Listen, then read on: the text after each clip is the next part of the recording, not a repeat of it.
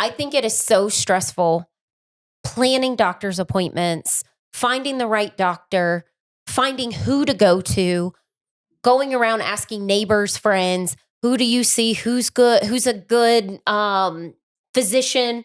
It's stressful. Yes. And for me, what I want to do now from this part of my life moving forward is find a good doctor and get regular checkups, whether it's my health or my heart or my teeth. I just want to find a good doctor that I could see on a regular basis and stop making excuses and putting things off. Well, that's where ZocDoc comes in. ZocDoc is a free app and website where you can search and compare high-quality in-network doctors and click to instantly book an appointment. With ZocDoc, you can book in-network appointments with more than 100,000 doctors across every specialty, from mental health to dental health, primary care, urgent care, and more. And once you find the right doctor, you can see their actual appointment openings, choose a time slot that works for you, and click to instantly book a visit. Appointments made through ZocDoc also happen really fast, typically within 24 to 72 hours of booking. More often than not, you can even get same-day appointments. So there's no excuse why you shouldn't book an appointment. I love same-day appointments. Yeah, and finding the right doctor is tough. Like Jordan said, instead of asking neighbors and friends what they're going through, go to ZocDoc and find a doctor that actually works for you. And I like that you can search your preferences because I prefer female doctors over male doctors. I just like seeing females because I feel like they can understand me a lot better than a male. Well, that's an example of a preference. So stop putting off those doctor's appointments and go to ZocDoc.com/togetherness to find and instantly book a top-rated doctor today. That's ZocDoc, ZocDoc.com/togetherness. ZocDoc.com/togetherness.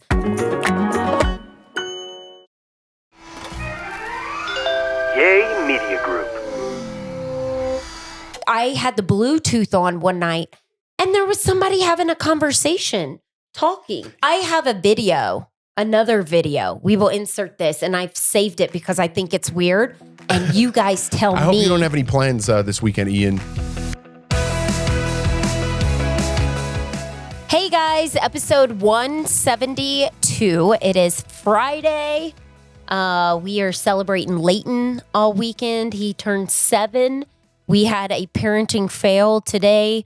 Right before this recording, Leighton has always liked spooky things, and we tried to take him to the spirit store because he gets so excited because he likes getting scared by all the stuff that pops out. And we get there and it was closed. We didn't have a parenting fail. I just chose to tag along. Okay, Jeff's old coworker, Sam, they are like the Goth family, the real Addams family. And I tell her that all the time. And she posted that they were at the spirit store. And I was like, oh, I know exactly which one she's at because it's one of the biggest ones. And we drove there and it said coming soon. So I thought that it was open. It's September 5th. Yeah, but when Leighton was in preschool, even in September, I would take him. Like, he would beg to go. I know, but you could pump the brakes We a little weren't bit. planning on buying anything. We were just going to walk around. I told him, see what costumes they have. And just, I don't know, Leighton likes that stuff. Did you pick up a Handmaid's Tale costume? Were you waiting for that? Yeah, that's why I said that. I started No, doesn't laughing. this look No, scary? it does look nice. I do like it. I like this. I was just cracking a joke. I like it. I'm You're just joking. jealous. You're just jealous. I'm of my Soup's gel. dress. All right, let's get into some stuff because last time we were on here, we told you guys about a show that we were watching called Unknown Caller on Netflix. And we didn't tell you the premise of the whole thing, or we told you the premise of the whole thing, but we didn't tell you who the unknown caller was. This time, we're going to tell you who the caller is. So if you haven't watched the show, you guys should probably tune out right now. But if you're probably not going to watch the show, tune in because we're going to tell you all about it. And I'm so fascinated. It's so ironic because CrimeCon, it's this, Comic-Con is in Denver right now, and it's called CrimeCon. It's just all about crime and everything related to it. And there's a whole thing downtown in a convention center. And we had one guy on the show who has 2 podcasts, and he used to be an FBI agent. Oh, by the way, before we get into Unknown Caller. Wait, did he used to work on John Bonet? Yes, he was here in the neighborhood. Okay, wait. No. When I saw him, I'm like, dude, in my head, I'm like, you look familiar. They had him up at the clubhouse that one night. Oh, when we went to the thing? Yes, and you watched. That's where I know him from. Yes, and you watched The Boys, and I sat through it. That's right. I'm like, dude, I know you. And I was like, and then he's like, I got 2 podcasts. I'm like, dude, I think I saw you on TV, like in my head. You know, I'm like, oh man, my wife is fascinated with true crime. Yeah, so we had him on the show that I do, Great Day Colorado, and we were talking to him before he got on, and then during the break, and then after he got on. I can't believe I didn't put it together because we were talking about John Bonet. Remember you bought those tickets? Yes. And then we brought our boys. And we were, because we really wanted to sit through this, but we didn't have a sitter. And then as he's talking, Jeff goes, I think I'm going to take the boys. I don't think this is appropriate for kids. And you got up and left. Yes. And because I had been with the boys so much, you were like, you stay and listen to it. I will go out and watch the boys. And then after the guy talked, it was very interesting. You could ask questions. Yeah, so we were talking to him like crazy. It was a busy day when we had him on, and he was coming in and out. And then we just had to kick to a package, and we finished with him. And so we're talking at commercial break, and he goes, and they're like, all right, we're going to come back in 30 seconds. And I looked, I'm like, oh, we're only kicking to a package. I'm like, sit right here. So we just kicked to the package. And then after we did that, we had another like 5 or 10 minutes with him, you know, before our next shot. And I don't know, we were just talking, and Denise, my co-host, was like right up in his ear. And then I was just like chiming in and out. I can't believe I didn't put it together because we were talking about John Bonet and the case and like what he felt about it. And he has thoughts. He has thoughts. Yes. And some of the stuff he wouldn't share. Yeah. With he goes, I can't say certain things. I know, but I was like, why? It's so long ago. Well, I think it's because they're still searching, and he's got some strong ideas of who it is. And he said exactly, that's what he told us. He was like, I'm pretty sure I know who did it. I'm like, well, tell us. Why are you not going to tell us? But he wouldn't say. From what I gathered, and these are not his words, and if you put together who we're talking about here, it's not his words. He thinks it's somebody in the family or that had access to the house. I think so too. I think it had to be somebody. I mean, the mom or dad. Like, you had to know the layout of that house.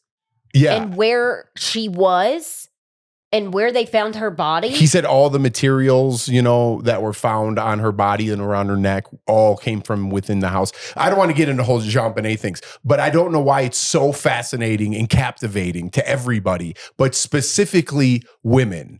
Like, he's like 90% of true crime fans. He goes, if you go to the CrimeCon, it's going to be 90% women. Really? Yeah, which is crazy. I thought it was going to be mainly men. I'm going with Denise, Jeff's co-host. We were supposed to go today, but both of us were tie-tie. So we are going to go Sunday together, and she's going to pick me up. But I'm so excited because I don't even know what to expect, to be honest. Probably just a lot of people giving, talking. Well, I'm going to look for that guy if he's there. Definitely. And then I'll say, Denise will go, find him for you. I'll say I cracked the case. My husband figured out who you were. Yeah. Well, I didn't say that. I didn't say you look like. You didn't say that? Familiar. In my head, I was like, man, I can't put my finger out. Anyways, let's get back to Unknown Caller. And so now we're going to talk about that. We're going to get off Jean Bonet because we could go on forever about that. But it basically is all in the same genre of like true crime or people with mental illnesses or whatever it is that causes people to do that. That's what fascinates me about that whole thing. But I could only take so much. Jordan could go all day. I'm like, I got to put on Curb Your Enthusiasm and think about something else for a while. But we told you the premise last week, and you want to tell the premise a little bit before we give it away? No, I want to get right into it. We told you obviously this.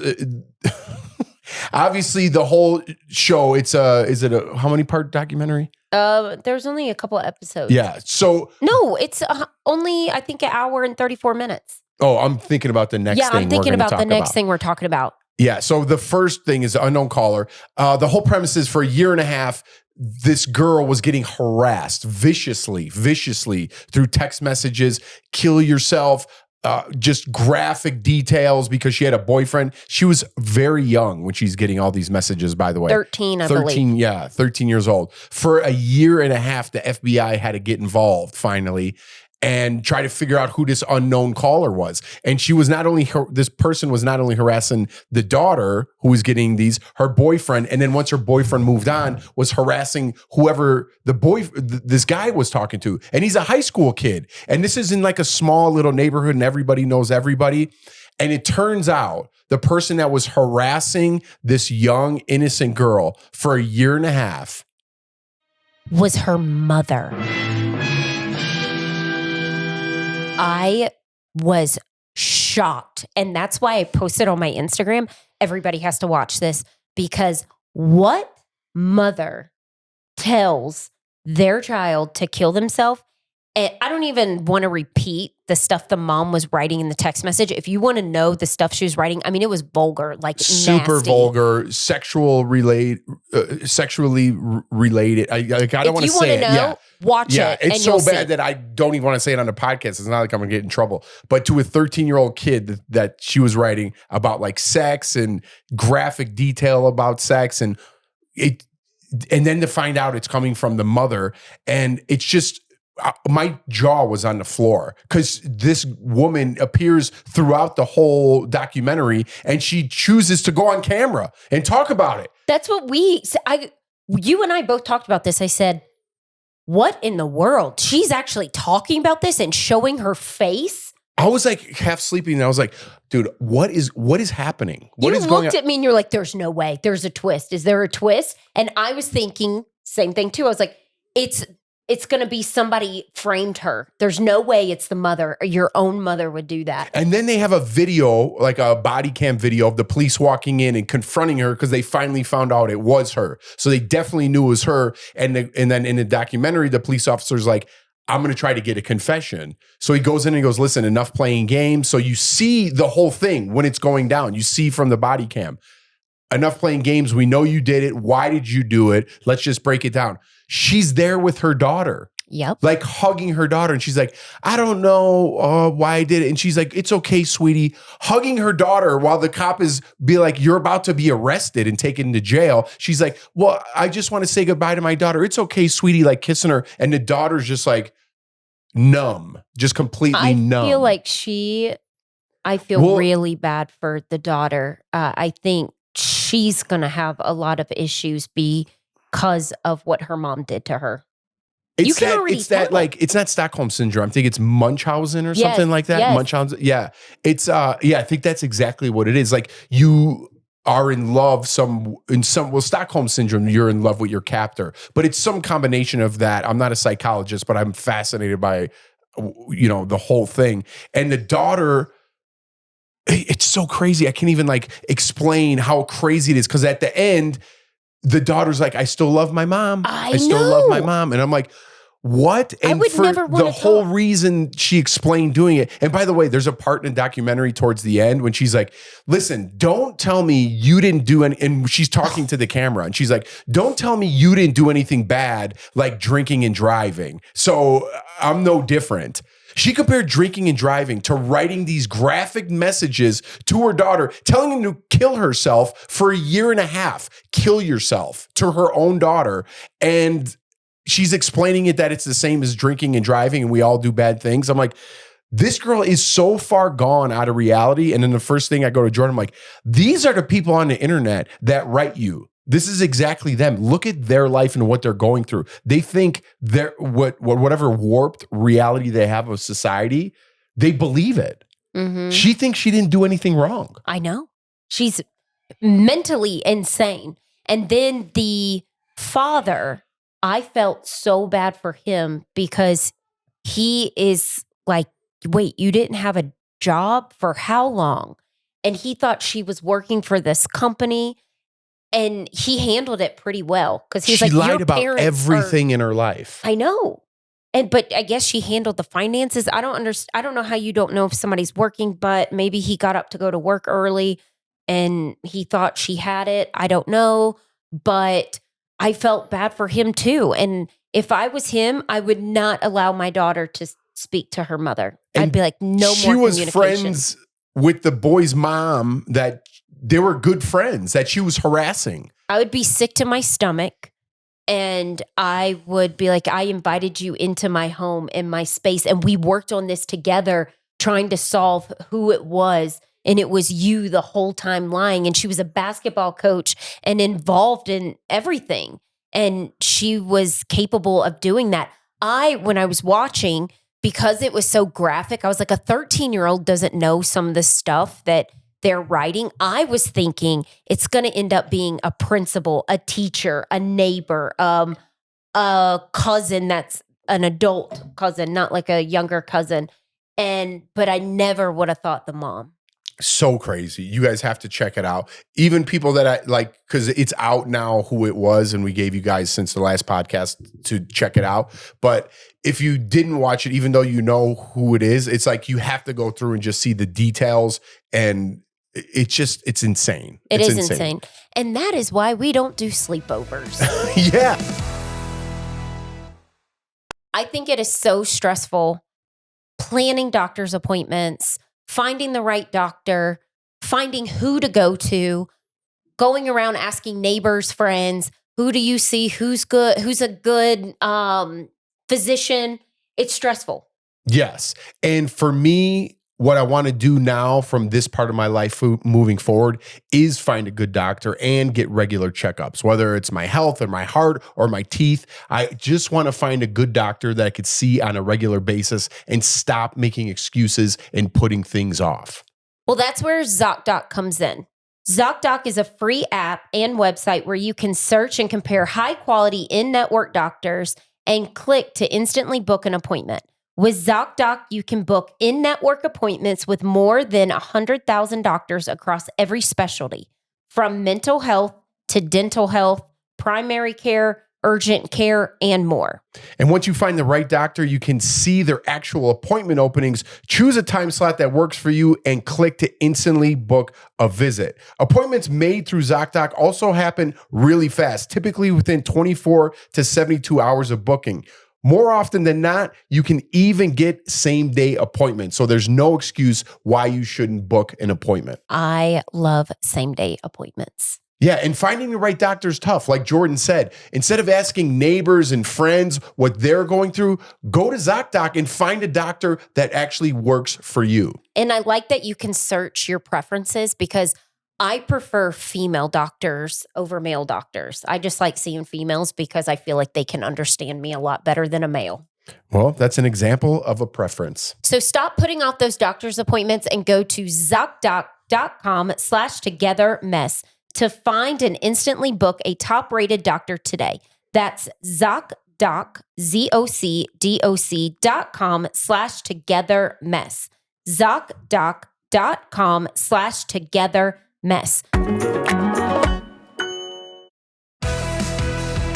But we have to talk about. Wait, before you get into that, because Jordan just showed me something today, and it was, she watches these dumb videos on Instagram about the ring camera? and stuff.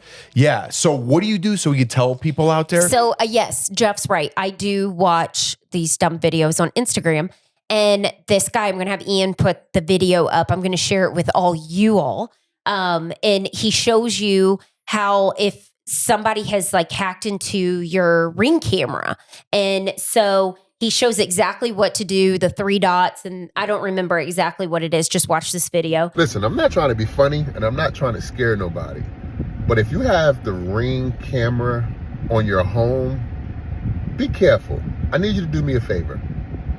Go inside of your app, and in the top left-hand corner, you're going to see your 3 little bars, right?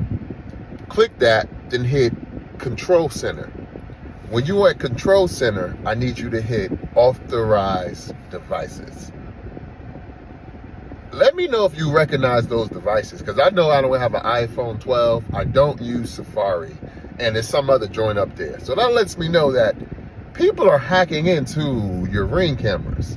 Let me know if I'm tripping. And there were some devices connected to our Ring that we don't even have. One of them's not even in the US. Yeah. So I told Jeff, today when you got home, we removed them. There were 3 devices? Well, there was one that said near US, and then the other 2 were laptops that were connected to it. And I don't think our laptops are connected to that. No. So I just took, the only thing left now are Jordan and I's phones. But I was like, that's so weird. It's not, I mean, I don't know what you're going to getting into our Ring camera, but it is kind of scary that someone else is on your Ring camera. Well, I don't know what the purpose is. They're watching your kids play, or if you guys are out there playing, or if somebody's watching you leave, and then it's very easy to find where people live. Yeah. Everything's public access now. It's scary. It's scary. So we shared that video. If you do have a Ring camera out there, it's legit. We just did it, and we had things on there that we didn't know they were on there. So if you do have a Ring camera, look at that video. It's super simple. All you have to do is hit delete, delete, delete, and just keep your, whatever's connected on your phone. Yeah. Just wanted to share that. I sent it to all my friends, all the neighbors, and you just never know. And that's why I never had a baby monitor. When the boys were little, I always did it the old school way, where you have the door cracked and you just poke your head in and see if they're still sleeping. I never trusted those. And Lawson has this Bluetooth Galaxy. What is it? How do you call it? It's a Bluetooth Galaxy thing where it looks like stars. Galaxy meaning this, it shows the galaxy. It's like a monitor thing. And I had the Bluetooth on one night, and there was somebody having a conversation, talking. Yeah, but sometimes you could just get, because it's Bluetooth, sometimes you just get like the neighbors crossing over or something. I have another video. We will insert this, and I've saved it because I think it's weird. And you guys tell me. I hope you don't have any plans this weekend, Ian. You guys tell me if it's weird, and I'm going to send it to Ian.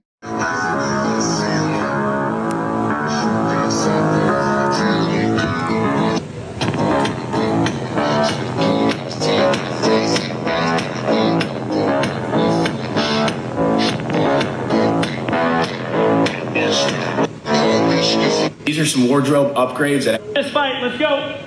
Win the round, win the round, win the round. Okay, so I don't even use that Galaxy thing anymore, but I kind of went off far. Now let's get back to the documentaries we watched.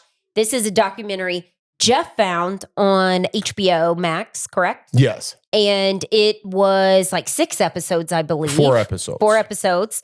And it's called Ruby and Jody, A Cult of Sin and Influence. So I think this story's been going around on different things like Hulu, but this is the one on HBO, and it's crazy. It's going back to what we just watched with the unknown caller about people's minds. And this isn't necessarily a cult, what this whole show is about. And again, we won't ruin anything for you, but the story's been around. So you might have heard of the story already. But again, it just brings me back to the fascination of what makes your mind so weak.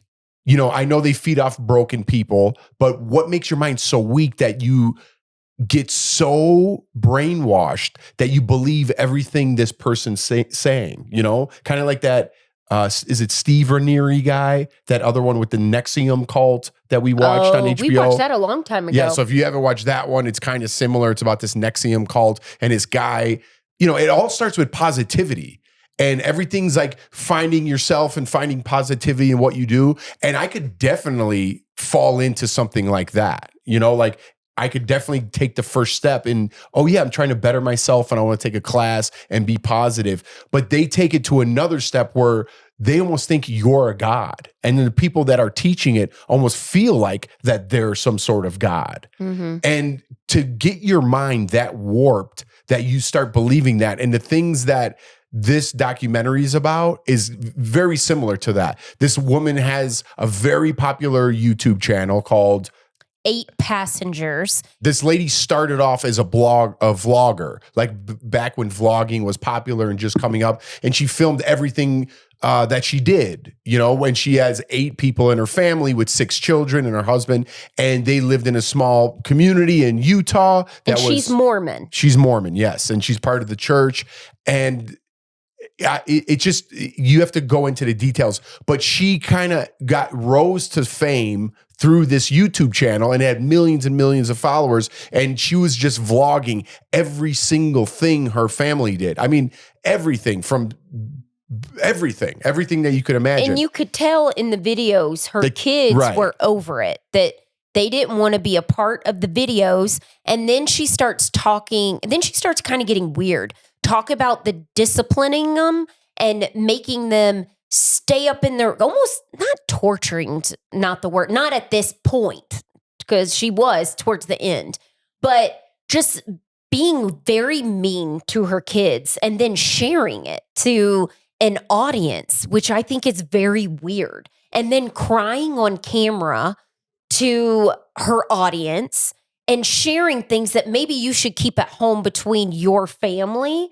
And she was just overexposing herself. Right. And so she kind of lost followers because of the way that she was trying to discipline her kids. It didn't get to the point yet where Jordan just talked about earlier. Then she meets this lady who's head of this church and positivity. And I think she kind of lost herself because she lost some of her followers. And that was her whole life. And it's kind of like people on the internet. You know, everyone's dying for likes, you know, and if you start losing followers, it affects your psyche in some sort of way. And I could kind of get that. I get that. Like if people don't like you or throw names at you or whatever, it does affect your life, even though you think like they're just crazy people or they're robots on the internet. I get how it affects your life, but to a point where it affects your life that you're affecting your children in a harmful and physical way, that's another level. And that's what happens in this documentary. And she finally finds this girl, and this girl's so great on praying on broken people. And she knows this other woman has a following. So she brings her up and swoops her under her arms. And then the next thing you know, the father's out of the picture. The kids are living in this girl's compound, and craziness ensues. And then that's when it's very abusive. But then we don't know if there was abuse when her cameras were off, when she was vlogging. You don't know how intense, but I think when she met Jody, that's when she got she almost let Jody run the kids like they were her own, and wouldn't even let the father around the kids. But this lady Jody, that's what she would do, is get these women away from their husbands and then control them. Yeah, it wasn't just this family. This was like the top-notch family, but there's many other families in the documentary, and they all have the same story, you know? So it's a good one if you're on that crime scene. We're kind of on a crime kick, this podcast. It's a good one to watch. And again, I am fascinated. I don't know what everyone is fascinated about, but I'm fascinated about the psychology part of it, because you could also do it the other way. You know, that's what I'm fascinated about, because when I'm down and it's easy to misery loves company and join in on these things, and like, this person's my leader, I'm going to listen to everything they say because I have no drive anymore left in myself. Your mind could also go the other way and say, I don't care how many obstacles I have in the way, I will succeed and I will progress in life. But then when you're broken and somebody you think is lifting you up and you feel good, it's easy to get manipulated.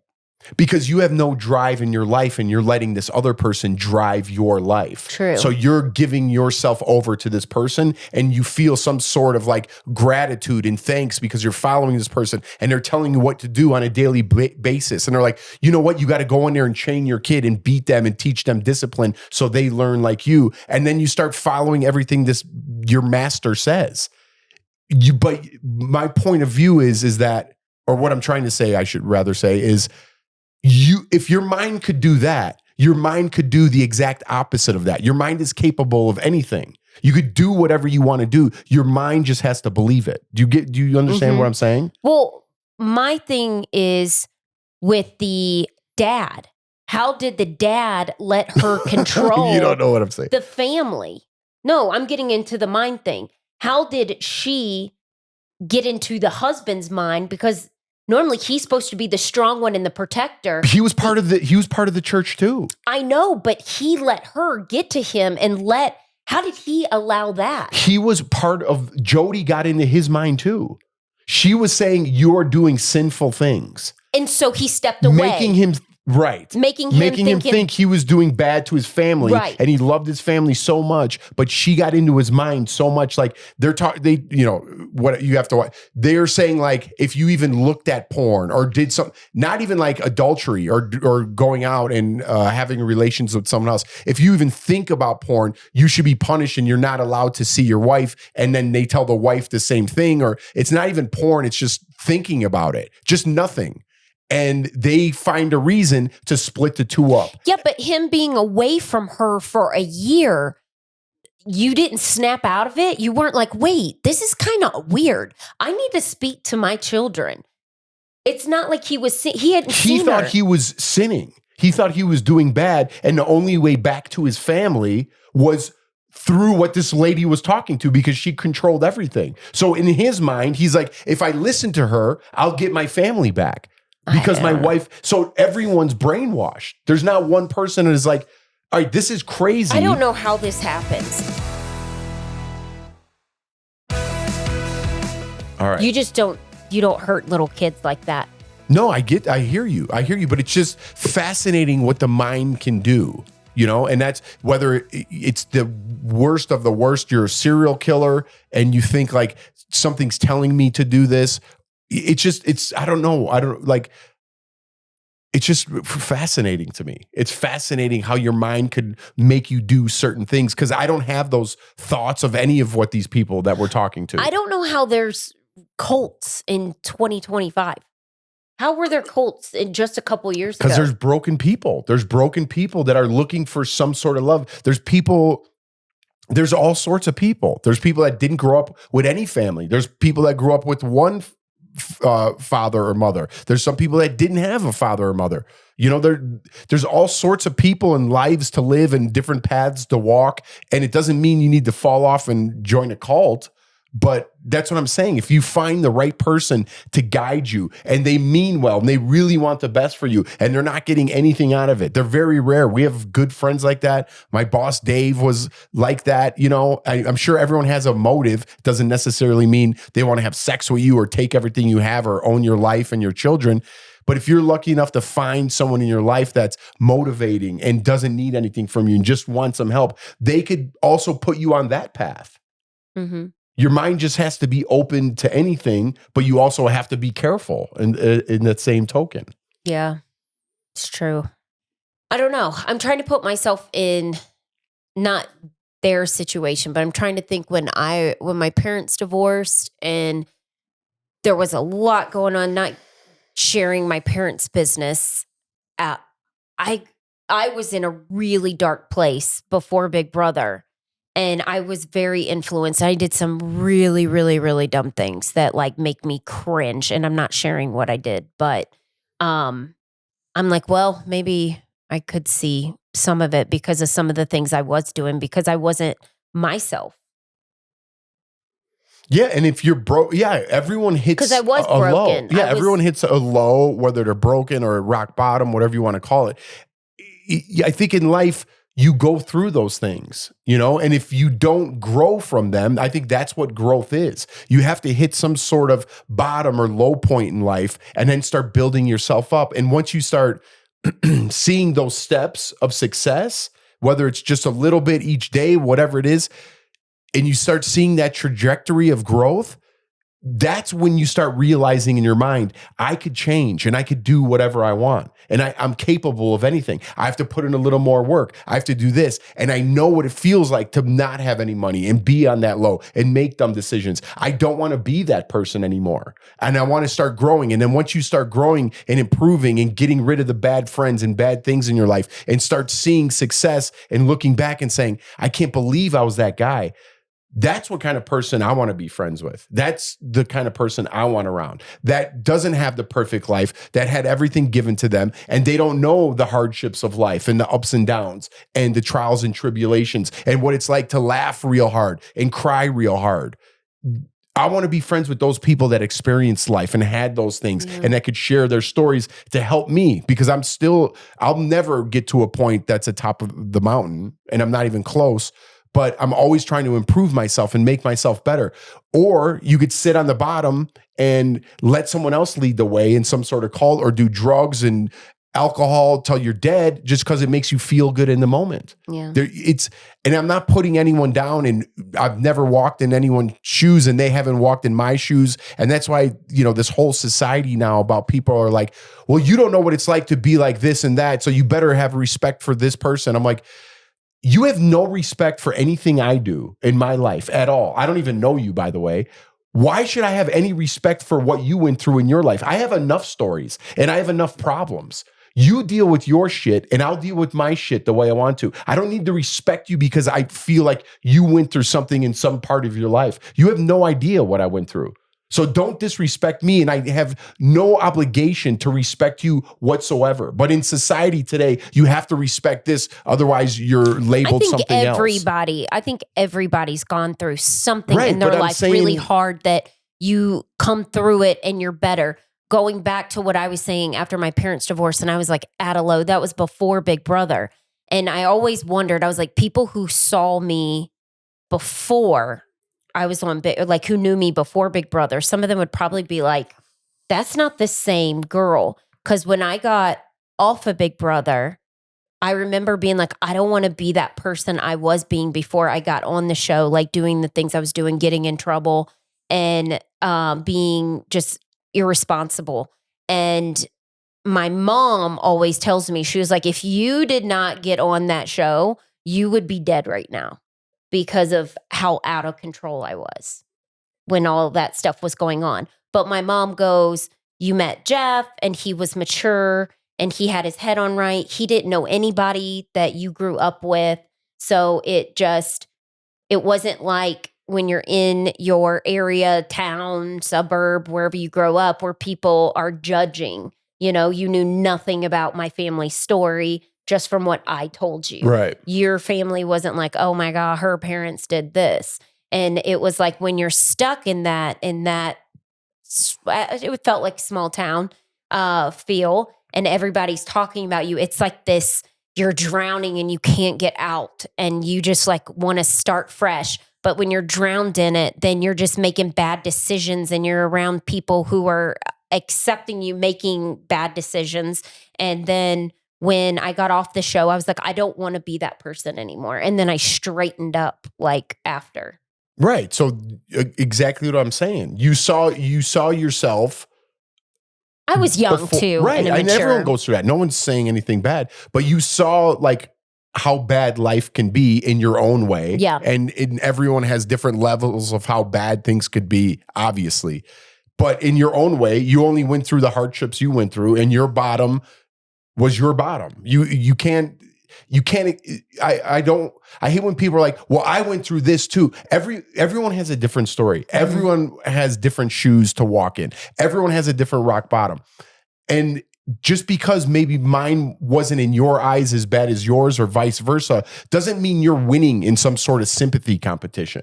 Mm-hmm. I'm over that. I'm done. I think it's what you do with when you're at the bottom and you feel like you have nothing left. It's what you do to get yourself back on top. Because I know me being a parent now, I never, ever want my kids to experience that or have that feeling how I felt or be out of control like I was. I never want them to be that. I do want them to go through things and experience things. And they will. Things, there's no avoiding that. But I don't want them to be as low as I was. No, and there's no avoiding that. There's no avoiding that. But what I'm saying is like right now in my life where I'm at, it's not that I don't have compassion for other people, but it's like I'm going through my own thing and I'm worried about me right now. And I understand everybody wants something and wants more sympathy and you're a victim of some sort. I'm over that. You don't give me any credit for what I went through. Why am I giving you credit for what you have went through? I just want to support my family and be a good dad and be a better husband and be a better son and brother and uncle and neighbor and friend and member of society and be on my way.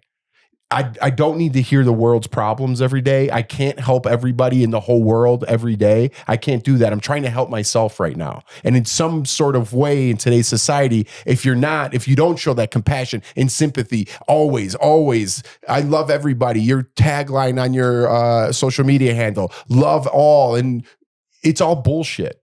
It's all bullshit. Everybody who writes me negative things, I love the world, peace and love. Let's hold hands in unity. And you just told me to fucking go kill my kid and my family and myself.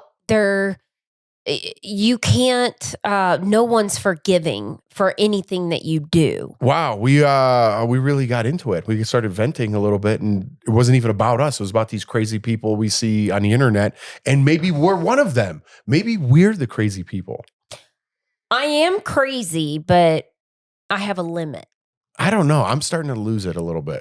I could feel it. I could feel it a little bit. I'm starting to come unhinged. I think it's maybe everything going on, and I'm still kind of wrap my head around things and still move up and progress. But yeah, I got, it's easy to point fingers and say why this person's crazy. Actually, that's why I'm fascinated, because I want to know why they're crazy. What made them crazy? Why did they get so crazy, these people that they do documentaries of? Don't you wish you were a psychologist? But I don't think, or a detective. I did also come to the conclusion with everything going on that sometimes in life there are no answers. And when, if you asked me that last year, I'd say, yeah, there's an answer or a reason for everything. And then after this past year, I think you have to accept in your life that sometimes there just aren't answers. There isn't a reason why. Life just happens, and sometimes it's unfair, and it'll always be unfair.